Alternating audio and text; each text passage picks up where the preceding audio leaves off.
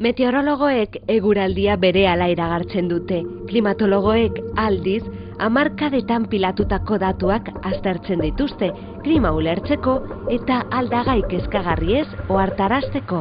Espainiako klima aldagaiak aztertzea da estatuko meteorologia agentziaren oinarrizko eginkizunetako bat. Edozein azterketa klimatiko atmosferaren behaketaren datuetan oinarritzen da.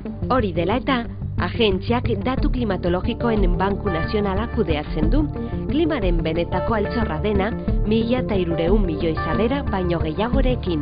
Sarrera haietatik batzuk 1794 urtekoak dira.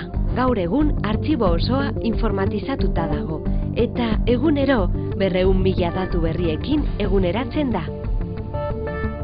Dokumentuzko base horri esker, mota guztietako txostenak eta azterketa klimatologikoak egin daitezke. Oso bestelako ekonomia sektorek, hala nola nekazaritzak, eraikuntzak edo aseguruek, agentziak ematen dizkien datu klimatologikoetan arabera antolatzen dute beren jarduera.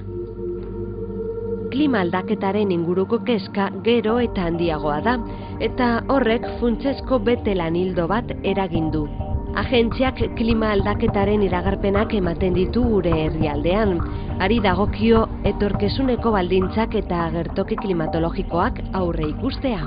Klimaren plan nazionalaren barruan, bere aginkizuna da beroketa orokorrari buruzko ikerketa propioak egitea, eta gai horri buru egiten diren gainerako lanak koordinatzea.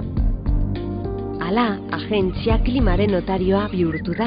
Inoiz baino gehiago, planetarekin dugun etorkizuneko lotura finkatzeko oinarria hain zuzen.